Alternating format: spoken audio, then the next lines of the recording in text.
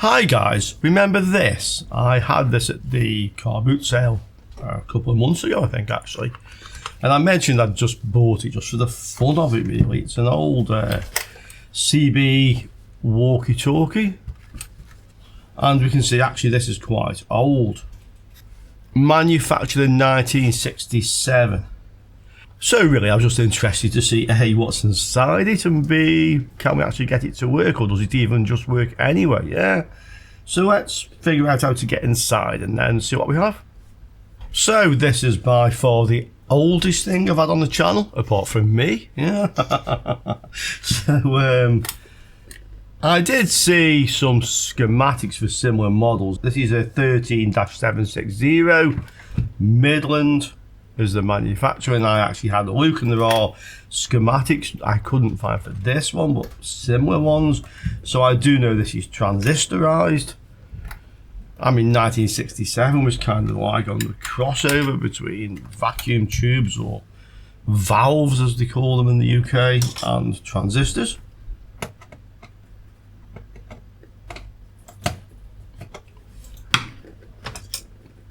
Even some car stereos had valves in, you know, car radios. That of course was before cassette, I think. 8-track was around. First time I saw cassette tape was very early 1970s, and I think it was pretty new then. Or maybe just where I lived nobody had any money, so it took a while for anything to get there, yeah. Okay, so we have a couple of screws which I'm just guessing we need to take out.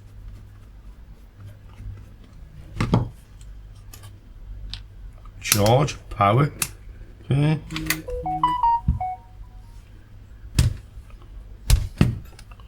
Another one at the top. This is metal case, by the way.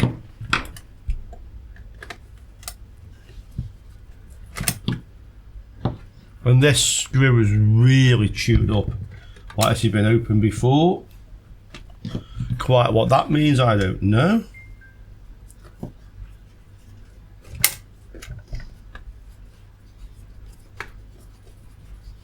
No, in fact, like the thread's sort of gone there, it's not coming easily.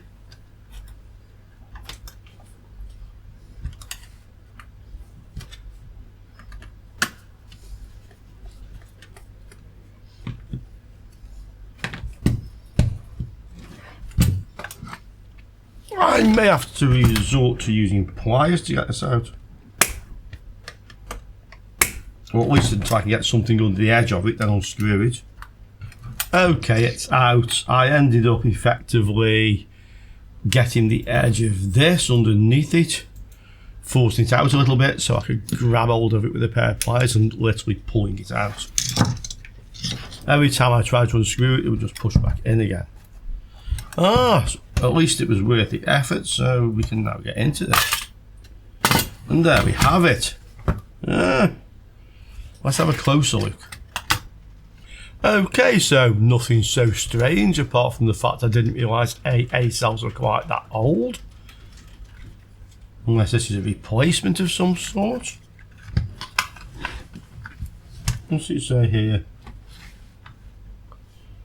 Well, it talks about other sorts of batteries, so maybe that is a replacement at some point. Rechargeable nickel cadmium battery pack. And then I think somebody's plugged onto one of these. Could be wrong. Okay. And then we have components. So what can I spot? Transistor.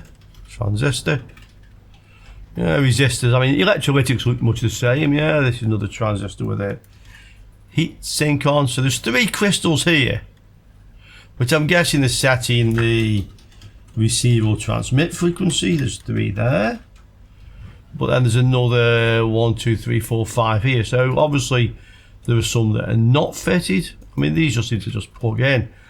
I'm not sure how many channels this has. We look at the minute, maybe there was some missing. Okay, looks at least like nobody's messed with these because the paint's on them. That's good.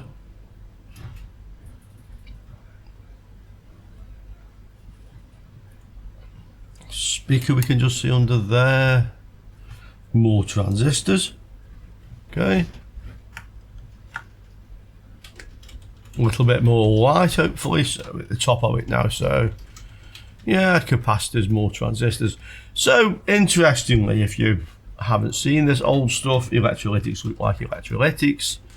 These green capacitors are still around basically, or something that looks like those. The main thing that looks different is the transistors and these little metal cans. Yeah, resistors didn't change that much, just got smaller. Okay, and that's what we have in here. This is a 6-channel, so I would assume that some of the crystals are missing. Obviously there's space for 6 here and 6 here, but hopefully we have some that we can at least maybe test some channels to have them working. If they go in order 1, 2, 3, 4, 1, 2, 3, 4, maybe we know what the missing one is. But the interesting thing is, why have 2 sets of crystals unless they are different frequencies? And I suspect this has got something to do with the IF on the receive compared to the transmitter, which may basically just be like that frequency. Yeah. Some of you radio guys will know this. It's just a kind of a guess on my part, but I think it's not too bad a guess. Okay, it takes 8 batteries, so this must be 12 volts. So I think really what we should do is connect our bench power supply to here with 12 volts, current limiter on, and then let's see what this does. Just before I do power this up, one other thing I have noticed is this. So this clip is obviously a heatsink onto the metal cans of these 2 transistors, and then we have this piece of braid soldered to this transformer. And my guess is they're using the transformer as a heatsink as well as a transformer. Yeah, that would be what I would expect that is for. Comments below, guys. I have my bench power supply set to 12 volts, just short the leads. So it's set to 1 amp at the moment. I'm going to turn that down a bit. I'm not sure how much this is going to draw, but I would have thought when it's not transmitting, probably no more than half an amp. That's like effectively 6 watts at 12 volts. I don't really know, but we have to make some sort of educated guess. Looking at the battery terminal, so this fits on here. We can see this end as a positive, the negative. Okay, so this is the positive terminal.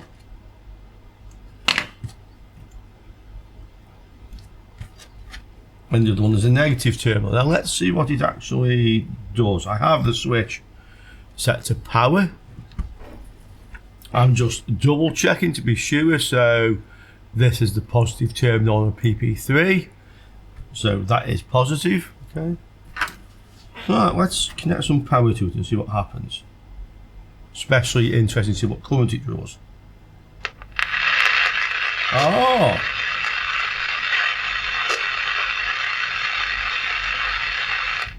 Well,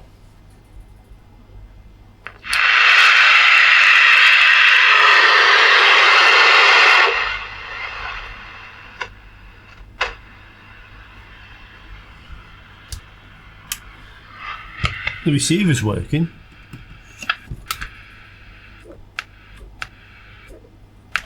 And I think the transmitter's working. When I press the button, it draws more power.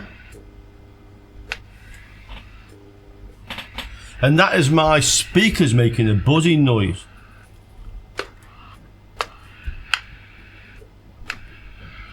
Put the egg up.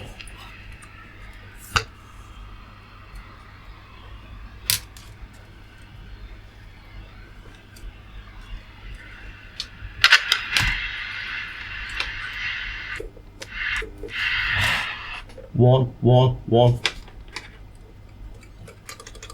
I'm actually speaking into it to listen to the speakers, see if they're picking some sound. That's my PC speakers.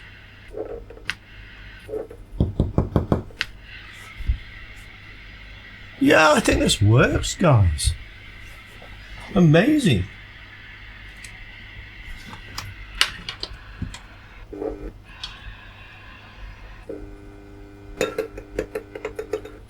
I tell you, I know this is working, and you can hear it, yeah? So if I turn up my PC speakers, okay, listen.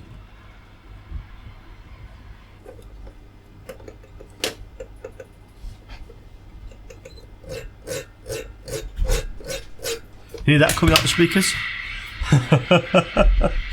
Well, that was an interesting way to test it, but obviously they're actually picking up the transmission.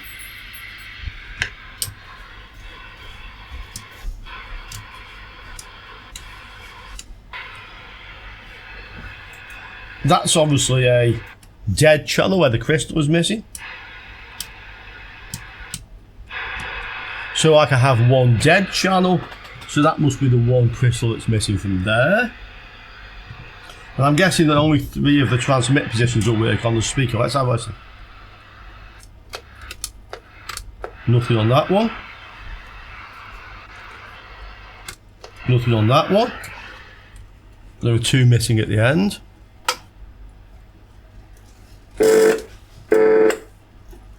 Turn the power up a little bit. A bit more. Okay, one of my cameras doesn't like it, but it's working.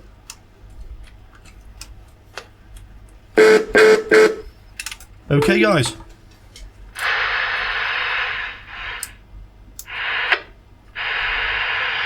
Squelch is also working.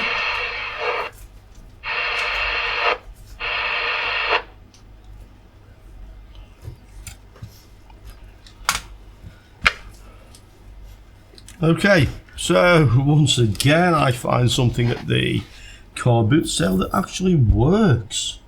So these crystals must be receive and these must be transmit. Now the way the radio works is the receiver will have an IF frequency. I'll just actually explain this to you. Beginner stuff on radios, yeah? Let's just look at these crystals. So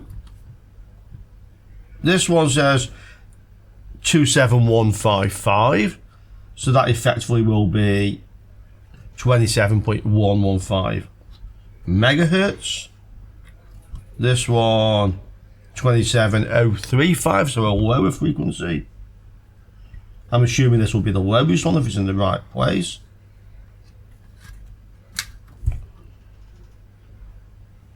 $27,065.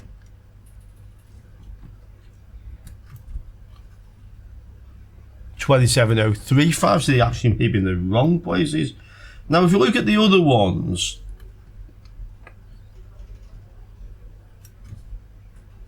this one is 26710. What's the next one? 26660, which is a lowest frequency.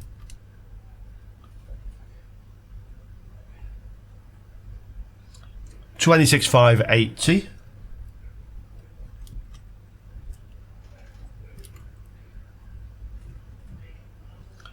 26610. Okay, so 26580 is the lowest frequency on here, and 27035 is the lowest one of the ones that is fitted. So with the transmitter, effectively this is a oscillator basically, and it's just amplified through a number of transistors, the last one being the power output transistor, maybe that one, and then that drives the transmitter. With the receiver, you receive the signal at that frequency, but the crystal is not the same frequency, and I'll just show you why. So a bit of radio transmitter and receiver theory for beginners. With the transmitter then, you have an oscillator, and that is at the frequency which you are transmitting. So you then feed this into an amplifier, an RF amplifier, maybe a couple of stages, RF output, which is like the last stage of your amplifier, to the antenna. And now to there, let's say the frequency of this transmission was 27.035. Yeah. Out of here comes your 27.035. And that is your transmitter, megahertz. With the receiver, it works differently. So when you're receiving, you receive a signal on the same frequency, 27.035. So that's the transmitter on the other end who's talking to you, yeah? Now, that may go through a stage of amplification, but after that, and it may not go through a stage of amplification, it goes into a mixer. And what the mixer has is another oscillator. And this oscillator will be those other crystals. The oscillator is at a frequency, I think in this case, lower than this one. So it may be, just a figure out of my head, 450 kilohertz lower than the received frequency. So what will come out of this mixer effectively is four things. You'll get the original RF frequency, 27.035. Okay, you'll get the original oscillator frequency. So in our case, it's going to be 27.035 minus 450. What's that come to? 26.585. Okay, megahertz. So that is 450 kilohertz less than that. So coming out of your mixer, one is the RF, two is the local oscillator, that's this thing, okay, frequency, 26.585 megahertz. Okay, the third thing that will come out of is the sum of the two.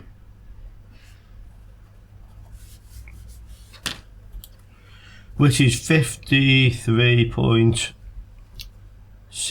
megahertz. And the last thing that will come out is the difference. And because the local oscillator is 450 megahertz less than the incoming frequency, the difference will always be 450 kilohertz. And that is the beauty of this circuit, because we can now amplify that frequency. That is called the IF, or intermediate frequency. Okay, and this will be modulated with the same audio that was on the incoming signal, the amplitude modulation. So the amplitude of this signal is actually changing, and this is at 27.035 megahertz, or whatever frequency you are receiving at the time. And the IF will also contain the modulation, but it's always at 450. Because of this, we can make very efficient amplifiers that only amplify at one frequency. Yeah, and that's why we do this. So our crystals on the receive are different frequencies to the crystals on the transmit, and the difference between the two will be the IF frequency. Okay,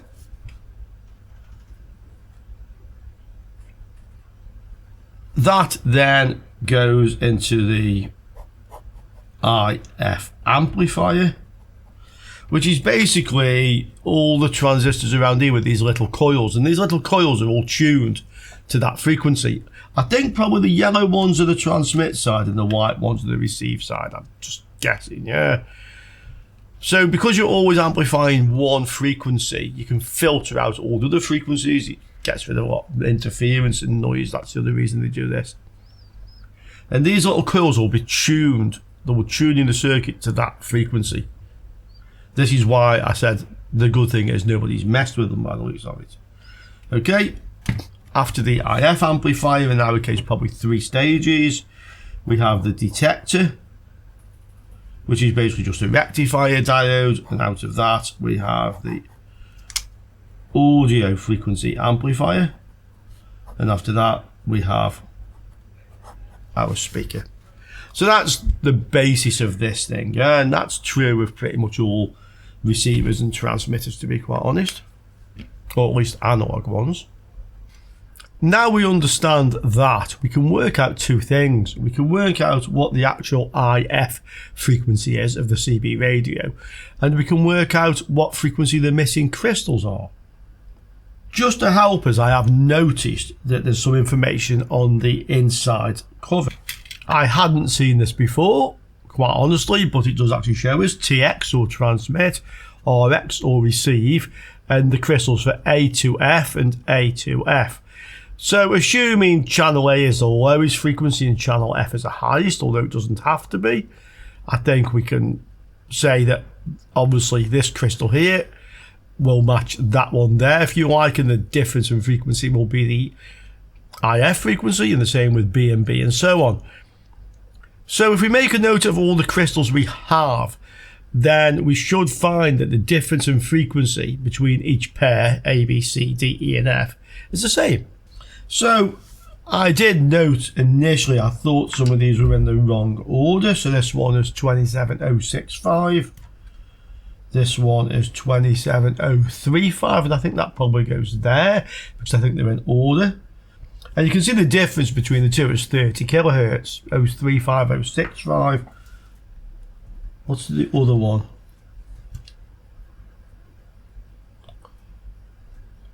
$27115.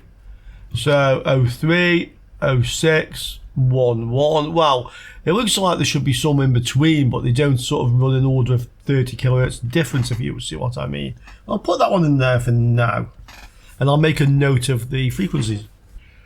This one then is in position D at the moment, 27115. And let's have a look at the others, the RX, the receive. So again, you would expect them to run in order.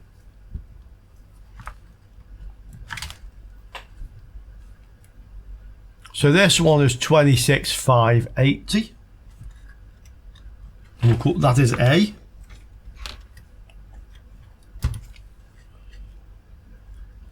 26610 is B.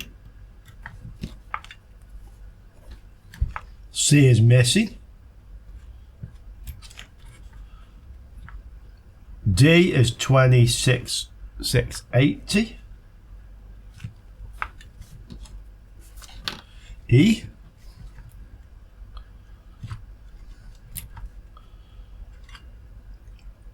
$26,660, so that's actually lower. Okay.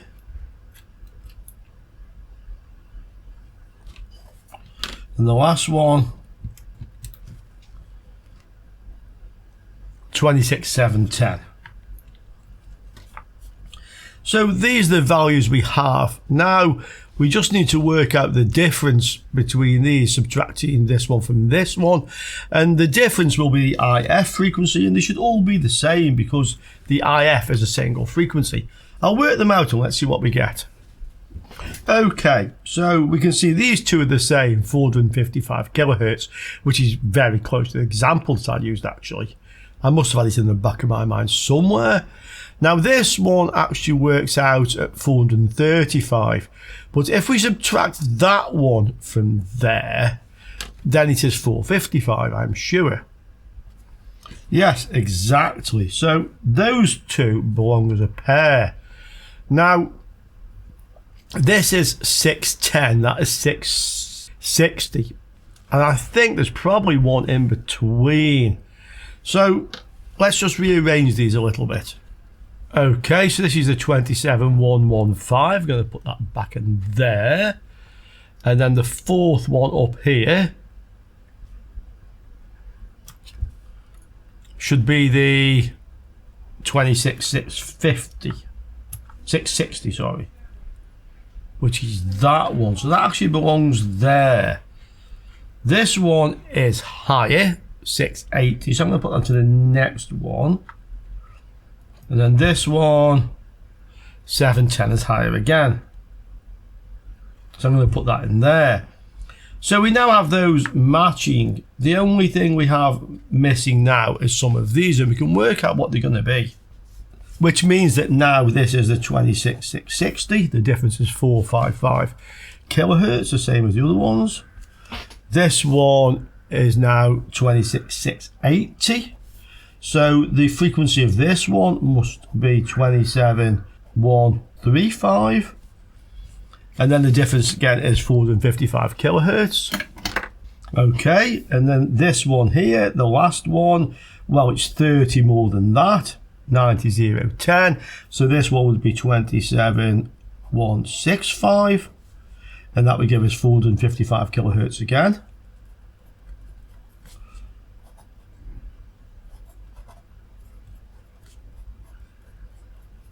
Okay, and we have the one missing now. Clearly between 610 and 660 we have 50, so it's either going to be 630 or 640. Yeah, it's going to be one of those. To figure out which one it is, I'll put 26630 for now, which would give us 27085. But I think we can look this up. We can probably find online a list of CB radio frequency allocations. We can probably figure out what it is. It's either that or it's 640 and 095. Let's have a look. Well, it looks like I worked it out correctly anyway. So we can see that the channels we have on transmitter are 27035, channel 7, channel 9. That was the missing one we had no crystals for, so that is channel 11. And then we have channel 15, and we have channel 17. Okay guys, we put that in there then, so they're all on the same IF frequency. That's the table. We know what channel numbers they are as well, and we know we could fit different crystals in this to get different channel numbers basically. And that really is that with this one. Just a couple of other things I'll mention about IF frequencies. So you have a local oscillator and you have the incoming RF. And the difference between the two is the IF intermediate frequency. Now, the local oscillator could be above or below the frequency of the RF. In our case, it's below, but I do know, for example, on AM medium wave radios, the local oscillator is above and the IF frequency is different. So the frequency of the IF can be various things, and whichever is highest or lowest can be various things, but the principle is exactly the same. So if you understand this principle, you should have no problem really repairing any radio circuit, receive or transmit. This principle of using IF or intermediate frequency does not only apply to amplitude modulated or AM signals, the same is true of FM signals. TV signals are all basically using this same system, so it can amplify and filter out just the one channel. One other thing that should just be obvious from this, but I just mentioned, so when you tune a radio with the tuning dial or the touch buttons, you're not actually tuning the radio to the RF frequency exactly. What you're doing when you're turning that dial is changing the local oscillator frequency. So guys, nothing much to see. It needs a few crystals, but that's it from what I can see. As I mentioned at the start of the video, I don't actually need this. I paid like €15 or something for it, but that's fine. It made a video, if not the most interesting of videos, but it did make a video, so I don't need it. If anybody collects this sort of thing and you're watching today, the first one of you who emails me, you can have this for free as long as you are happy to just pay the postage. So just for the cost of postage, you can have it for free. I'm in the Canary Islands. I'm guessing if I post this to the UK, it's about £15 or something like that. Yeah. But anyway, guys, if any of you are interested, and literally the first one of you who gets in touch and says you want it, it's yours for the cost of the postage only. And I'll just add to the comments and say it's gone, yeah. If nobody wants it, well, I'll just sit here for a while until we can figure out what we should do with it, yeah. Okay, hope you enjoyed that one. Anyway, regardless of the fact I just can't find any faulty stuff at the car boot these days. And I look forward to seeing you all on another learning electronics repair video. Ciao for now, guys.